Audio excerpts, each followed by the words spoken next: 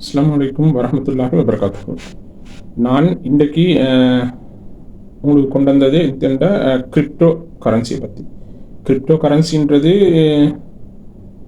அதாவது அதுக்கு செல்கிற டிஜிட்டல் மணிண்டு. கிரிப்டோ கரன்சின்றது டிஜிட்டல் மணி. அதாவது டிஜிட்டல் மணின்ற இப்போ எங்களுக்கு கண்ணால் பார்க்கலாம். அதாவது எங்களோட ஃபோனுக்கோ இல்லை எங்கள்கிட்ட உள்ள கம்ப்யூட்டருக்கோ தான் அதில் நாங்கள் எங்களுக்கு வச்சுக்கலாம். அதாவது இந்த கிரிப்டோ கரன்சி வந்தது எதுக்குண்டா, இப்போ நாங்கள் நான் படிச்சிப்போம் கண்டிப்போம் பாடப்புத்தகத்தில் எல்லாம் முதலாவது பண்டமாற்று ஊடகம். ஒரு பொருளை கொடுத்து இன்னொரு பொருளை எடுக்கிறது, சரியா? அதை செஞ்சுட்டு வந்தாங்க. அதுக்கு பிறகு வந்ததுதான் இந்த அது பொறுமதி இல்லைன்ட்டு அதுக்கு பிறகு வந்ததுதான் இந்த தங்கத்தை கொடுத்து பொருள் எடுக்கிறது, சரியா? அதுக்கும் சேஃப் இல்லை பொறுமதி இல்லைன்ட்டு வந்ததுக்கு பிறகு ஒன்றை கண்டுபிடிச்சாங்க காசுண்டு, சல்லி, சரியா? அந்த சல்லியை கொடுத்து சாமான் எடுக்கிற அப்போ அந்த சல்லிலேயும் ஒரு செக்யூர் இல்லை, பாதுகாப்பு இல்லை, கொண்டு போகலாம் அப்படின்ட்டு வரும்போது தான் அதுக்கு பிறகு வந்தது தான் இந்த ஏடிஎம் கார்டு, சரியா? ATM card. இனி ஏடிஎம் கார்டு வந்ததுக்கு பிறகு அதுலேயும் ஒரு சேஃப் இல்லை, செக்யூர் இல்லை, அதுலேயும் கார்டை திருடிட்டு போகிறான், அந்த மாதிரி பிரச்சனைகள் வரும்போது அதுக்கு பிறகு வந்தது தான் ஆன்லைன்லேருந்து இன்னொரு இடத்துலேருந்து இன்னொருத்தருக்கு ட்ரான்ஸ்ஃபர் பண்ணிடும் அந்த முறை, சரியா? அந்த முறையும் சேஃப் செக்யூர் இல்லைன்னு வரும்பொழுது தான் இப்போ வந்துகிற கிரிப்டோ கரன்சி, அதாவது டிஜிட்டல் மணி. அதாவது எங்களுக்கு மற்றதெல்லாம் கண்ணுக்கு பார்க்கலும், இப்போ டிஜிட்டல் மணின்றது எங்களுக்கு கண்ணுக்கு பார்க்கலாது. கிரிப்டோ கரன்சி எங்களோட ஃபோனில் இக்கும், இல்லை ஃபோனில் போட்டு வச்சுக்கலும், ஃபோனில் உள்ளதை பார்க்கலும், கம்ப்யூட்டரில் பார்க்கலும், சரியா? இப்போ இதை முதலாவது கண்டுபிடிச்சது சைனாவில் தான் முதலாவது இது அறிமுகப்படுத்தப்பட்டிரு 1992 நினைக்கிறேன். இனி அந்த காலகட்டங்கள் தான் இதை அறிமுகப்படுத்தப்பட்டிருது.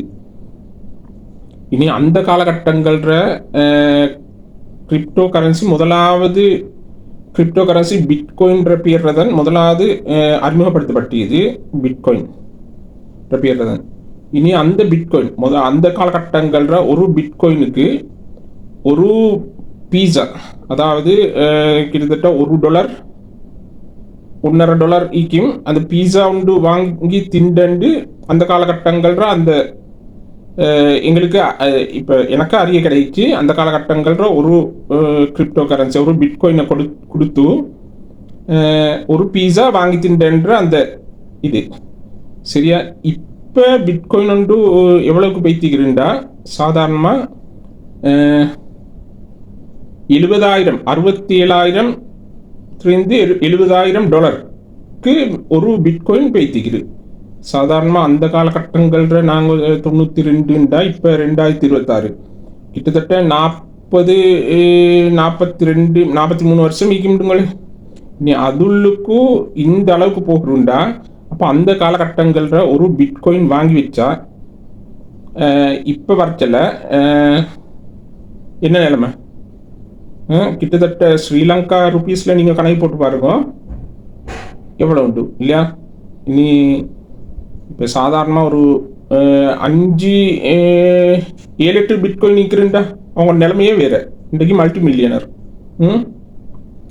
அதனால் இந்த பிட்காயின்ன்றது கிரிப்டோ கரன்சின்றது இந்த கட்டாயமாக இப்போ நாங்கள் செல்லும். இப்போ எங்களுக்கு சின்னத்தில் அந்த காலத்தில் எங்களோட பெற்றார்கள் எங்களுக்கு ஒரு கணக்கொண்டை திறந்து ஒரு $250 $300 போட்டு வச்சுப்பாங்கன்னுங்களே. நான் இதை பிட்காயின் உள்ள அந்த வெளிவை பற்றி உங்களுக்கு தெளிவு பண்ண வந்துக்கிறேன், அதை விளங்கிக்கணுன்றதுக்காக. இப்போ $250 $300 போட்டிடுறாங்க. இப்போ சாதாரணமாக இப்போ ஒரு 45 வருஷத்துக்கு பிறகு நீங்கள் அதை பார்க்குறேன்டா, அந்த அக்கௌண்ட்டை பார்க்குறேன்டா, சாதாரணமாக கூடிக்கும் எவ்வளோ ஒரு $15,000 $20,000 கூடிக்கும். சரி, 35,000 கூடிக்குதுன்னுங்களே, சரியா? 35,000 ஈக்குதுன்னுங்க அவங்களோட அக்கௌண்ட்டில். இப்போ நீங்கள் அதை எடுத்தாங்களான்ற அந்த 35,000 ரூபாய்க்கு இந்த காலகட்டத்தில் என்னத்தை செய்யலும், அதை நீங்கள் கொஞ்சம் யோசிக்கணும் இல்லையா? இப்போ அந்த காலகட்டங்களில் 235,000 ரூபான்றது எவ்வளோ பெரிய சல்லி. இப்போ அதே 45 வருஷத்துக்கு பிறகு இப்போ எடுத்து பார்த்தா அந்த சல்லிக்கு என்ன செய்யலும் இல்லையா? இப்போ அதே இதில் பிட்காயின் நீங்கள் பிட்காயினில் ஒரு 4 பிட்காயின் எடுத்து நீங்கள் போட்டு வச்சிருந்தாங்களாண்ட இப்போ அதில் உள்ள வேல்யூ எவ்வளோ? பிட்காயினில் சேர்த்துறேன், கிரிப்டோ கரன்சியில் பிட்காயினில் சேர்த்துறேன்டா அதில் வேல்யூ எவ்வளோ உண்டு நீங்களே யோசிச்சு பாருங்க. சரியா? இப்போ இந்த அதான் நான் சொல்ல வந்தேன், நீங்கள் இந்த சும்மா யோசிச்சு பாருங்க. அடுத்து இப்போ நீங்கள் கேட்கலும், இப்போ நீங்கள் செல்றாங்க பிட்காயின் இதுக்கு நீங்கள் என்ன செஞ்சுக்கிறேன்னு நீங்கள் கேட்கலும் இல்லையா? இன்னைக்கு நானும் இதில் பைனான்ஸ் இதில் ஒரு எக்ஸ்சேஞ்ச் இருக்குது. இப்போ எங்களை எல்லாருக்கும் நாங்கள் இப்போ பேங்க்கில் லங்கா பேங்க்லேயோ இல்லை பீப்புள்ஸ் பேங்க்லேயோ இல்லை வேறு என்ன மாதிரி இன்னும் எவ்வளோ பேங்க்குகள் இது வந்து அதில் நாங்கள் ஒரு கணக்கு ஸ்டார்ட் பண்ணுற மாதிரி ஓப்பன் பண்ணுற மாதிரி எங்களுக்கும் ஒரு கணக்கு, அதாவது உலக பேங்க்கில் எங்களுக்கும் ஒரு கணக்கு ஓப்பன் பண்ணிடு. அதுக்கு பேர் தான் பைனான்ஸ் எக்ஸ்சேஞ்ச். இதில் நாங்கள் ஓப்பன் பண்ணி இதில் எங்களுக்கு இந்த மாதிரி கோயின், அதாவது இப்போ முந்தி தான் பிட்காயின் என்று வந்தது, பிட்காயின் மட்டும் வந்தது. இப்போ எக்கச்சக்கமான கோயின்கள் வந்துட்டு, அதாவது டொச், அடா, ஏடி, அடுத்து இன்னும் மிச்சம் இடிஹெச், இன்னும் எவ்வளவோ கோயின்கள் வந்துட்டு. சரியா? எங்களுக்கு பார்க்கலாம். அதில் சாதாரணமாக 0.02 உள்ள புது கோயினும் வருது. சரியா? நீங்கள் அந்த கோயின் ஒன்று எடுத்து இந்த எக்ஸ்சேஞ்சில் நீங்கள் ஹோல்ட் பண்ணி வச்சுங்க. ஹோல்ட் பண்ணி வச்சா அது நீங்கள் போக போக அது கூடுமையோடைய குறையாது. நான் செல்ற விளங்குன்னு நினைக்கிறேன், கூடுமையோடைய குறையாது. சரியா?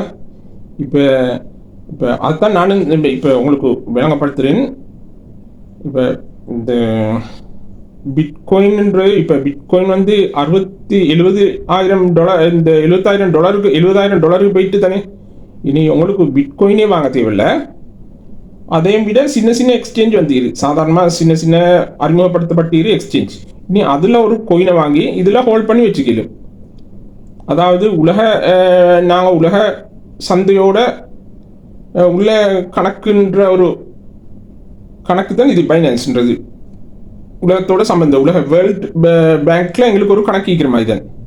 சரியா? இது வந்து சேஃப் அண்ட் செக்யூர். இது முறையாக நாங்கள் இதை நாங்கள்